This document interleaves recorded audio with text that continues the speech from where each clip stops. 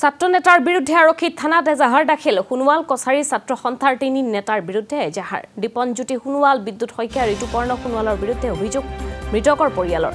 অজ্ঞাতে চিকিৎসালয়ৰ পৰা ধনাত্মক হাতৰ অভিযোগ উত্থাপন হৈছে মিডিয়াক মেনেজ কৰাৰ নামত ডুমডুমাৰ নাৰ্ছিং হোমৰ পৰা লৈছিল ধন ২৬ জানুৱাৰীত ব্যক্তিগত চিকিৎসালয়খনত মৃত্যু হৈছিল ৰমেন শইকীয়াৰ ভুল চিকিৎসাৰ বাবে দিৰাক সুমনিৰ লোকজনৰ মৃত্যু হোৱাৰ অভিযোগ উত্থাপন কৰিছে পৰিয়ালৰ লোকে নাৰ্ছিং হোমৰ পৰা পৰিয়ালক ক্ষতিপূৰণ দিয়াৰ বাবে ফোনযোগে মৃতকৰ ভাতৃৰ সৈতে বাৰ্তালাপ কৰে অভিযুক্ত ছাত্ৰ কেইগৰাকীয়ে পৰিয়ালটো আৰু মিডিয়াক মেনেজৰ বাবে নাৰ্ছিং হোমৰ পৰা মোটা অংকৰ ধন আত্মসাৎ বিষয়টো সন্দৰ্ভত ২৫ মাৰ্চত কাকপথাৰৰ দিৰাক সুমনিত হৈছিল ৰাজহুৱা সভা সেই ৰাজহুৱা সভাত লোৱা হয় কেইবাটাও গুৰুত্বপূৰ্ণ সিদ্ধান্ত মৰ্মে অভিযুক্ত তিনিও ছাত্ৰ নেতাক সংগঠনৰ পৰা অব্যাহতি দিয়া হৈছে অব্যাহতি দিলে সংগঠনটোৰ কেন্দ্ৰীয় সভাপতি দেৱানন্দ চেলেঙে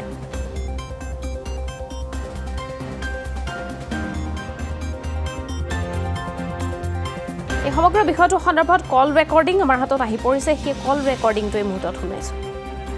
হেল্ল' হেল্ল' হেল্ল' ভালনে ভাল ক'ত আছে স্কুল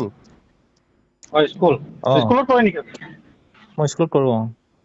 কোন স্কুল মই সুমনি এল.পি. সুমনি ঘৰতে আছে বিজি আছে বিজি নাই এতিয়া ছুটি কৰিলোঁ যাম আৰু এই মানে এক্সাম কপি চেক কৰি আছিলোঁ মই স্কুলতে ৰূপাই মানে বাহিৰলৈ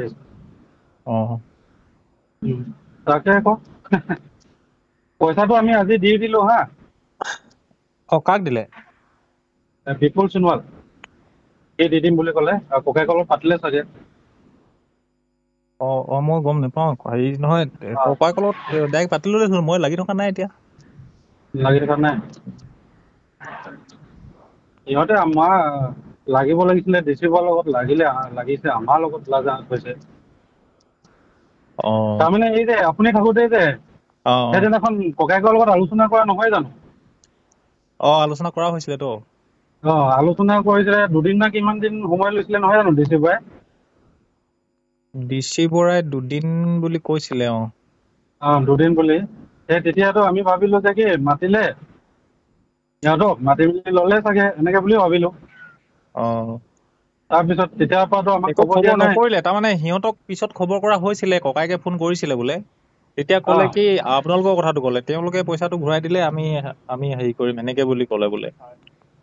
আমিনো পইচাটো কেনেকে ঘূৰাই দিওঁ বাৰু হয় নাই তাৰপিছত তেতিয়া কিন্তু এতিয়া আমি কি কয় সিহঁতেতো আমাক কোৱা নাই যে আপোনালোকক পইচাটো ঘূৰাই দিয়ক বুলি পিনে আমিয়েতো সেইদিনাখন কৈছিলো নহয় জানো আপোনাৰ আগতে পইচাটো আমি লাগিলে ঘূৰাই দিম বুলি পিনে সেইটোৱে সেই কথাটোৱে সিহঁতি কৈ আছে তাৰমানে যে ঘূৰাই দিম বুলি ক'লে যেতিয়া আমি সেইকাৰণে ৰখি দিওঁ সেনেকে বুলি ক'লে মানে কি কয় ৰাজকুমাৰে নাই এতিয়া ডিচি বৰাটো 1 লাখৰ কথা নাছিলে ডিচি বৰাটো 4 লাখ দিয়া কথা আছিলে সেইটোৱে কথাটো মানে কি হয় সেইটো লৈ লোৱাৰ কাৰণে পিছৰ কথাখিনি একেবাৰে আগ নবঢ়ালে মানে সিহঁতে যে চান্সে পাই গ'ল আৰু ডিচি বৰাই গেম খেলিছিলে আৰু সেই গেমটোত মানে ককাইদেউতে মানে ভুল গ'লগে ডিচি বৰাই গেম খেলিলে যাতে আমি সিহঁতৰ মাজত কাজিয়াখন লগাই দিওঁ যাতে মই বাচি যাম ডিচি বৰাই গেমটো সেইটোত খেলিলে হ'লেও একো নাই আজি আমি দি দিছো পইচাটো তাকে মই আপোনাক জনাই দিওঁ বুলি নহয় সিহঁতকে জনাই দিয়ক ককাইহঁতক ফোন কৰি নহয় ককাইকক বিপুলকে ফোন কৰিলে আপুনি কোন ককাইকৰ কথা কৈছে মই বুজি নাই পোৱা কি লনি না কি লনিহে নিজৰ ককাইক লনি নহয় জানো লনি তেখেতক মানে বিপুলকে ফোন কৰিলে লৈ থৈ দিওঁ নেকি বুলি লৈ থৈ দিব ক'লে বোলে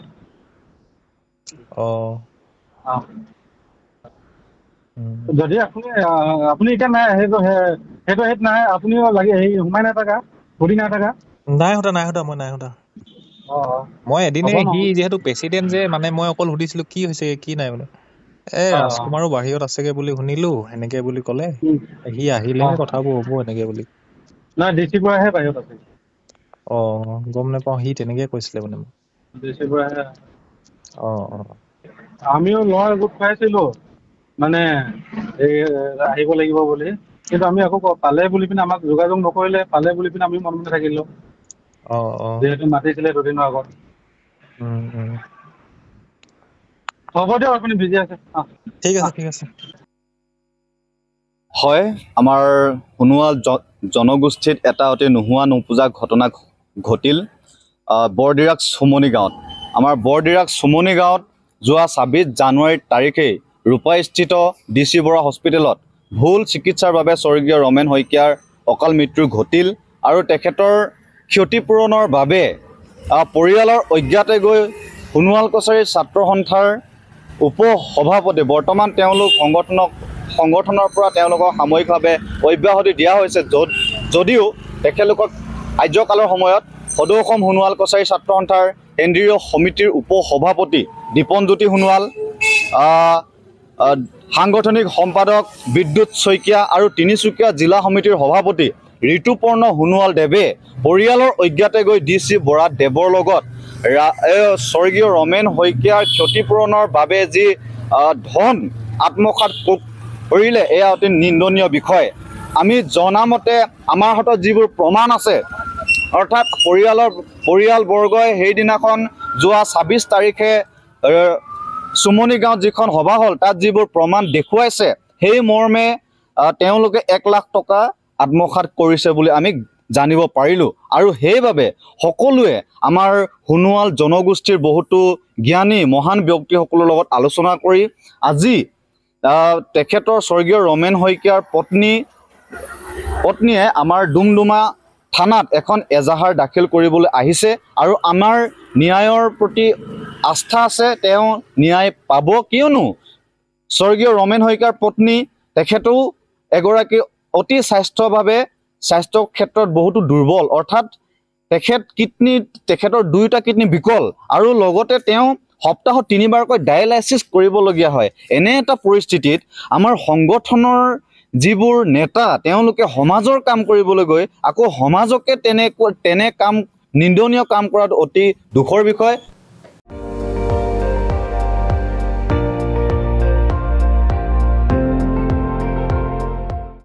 আপুনি চাই আছে ND24, সৰ্বশ্ৰেষ্ঠ নহয় সৰ্বোত্তমৰ দৌৰা।